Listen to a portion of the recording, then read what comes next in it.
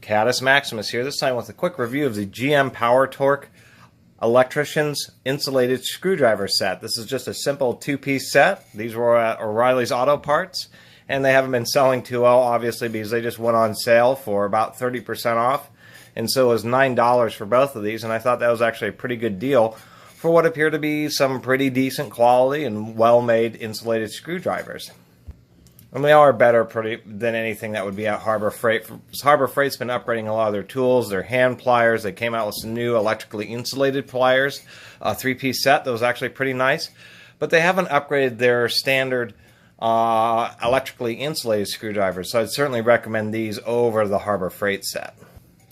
I'll also be comparing against the Milwaukee here, just so we can get an idea. I don't have any Kleins, there's a bunch of different brands of electrically insulated screwdrivers that are all essentially near the same quality. They're all pretty well made, so it'd have to do more with the specific personal preference.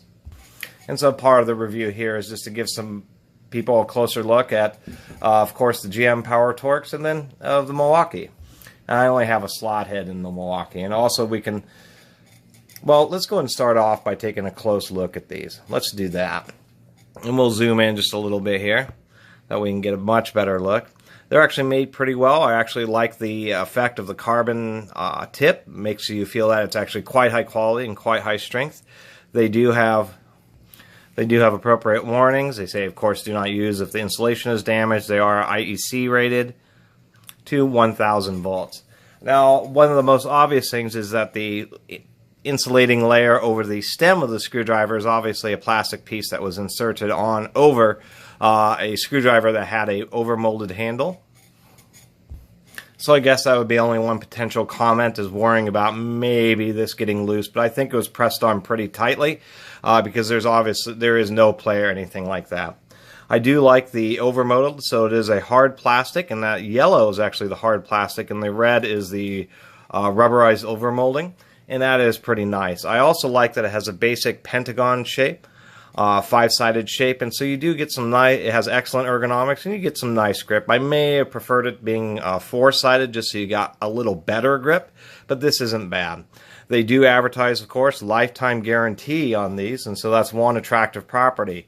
And hopefully they would cover tip wear, although these lifetime warranties, particularly from like PowerTorque, tend to be not include normal wear and tear.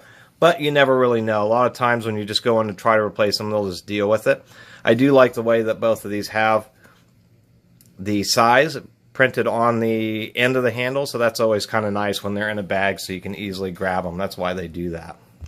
And another nice property about these is that they do have a through hole, so they're easy to hang or even put a strap on your wrist. So if you're using this at a type of, on a ladder or something, you don't have as much concern about dropping them. If we take a close look at the Phillips, we can also see that it has a really nice design, really sharp edges.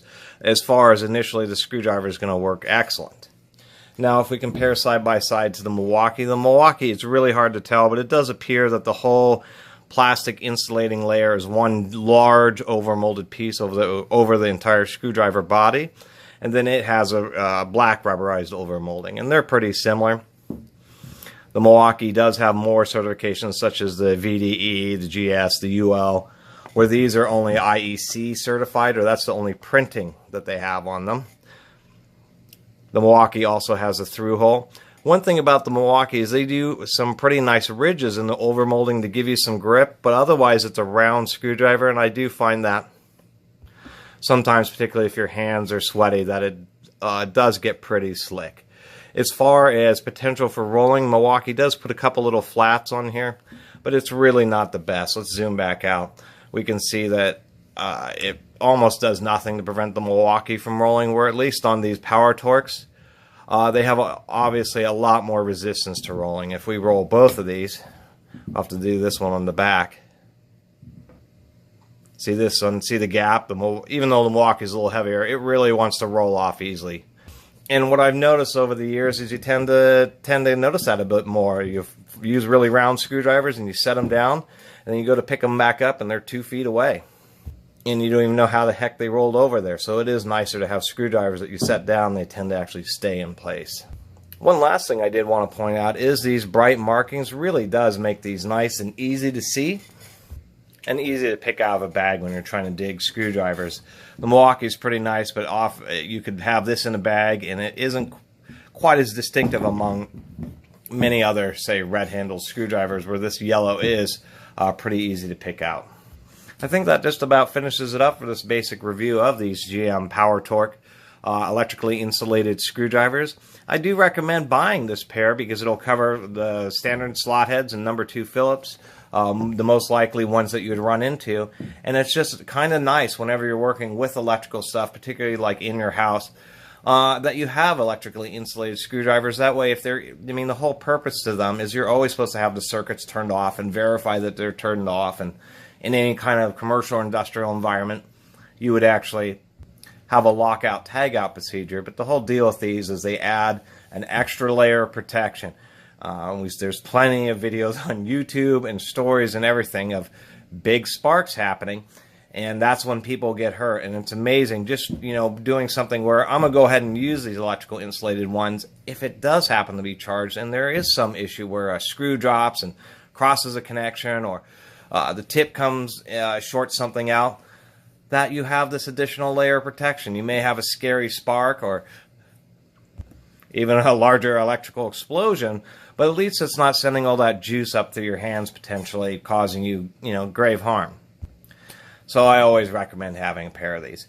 Anyway, I really appreciate everybody watching. If you haven't subscribed, please subscribe to the Catus Maximus channel. All right, until next video, see you again.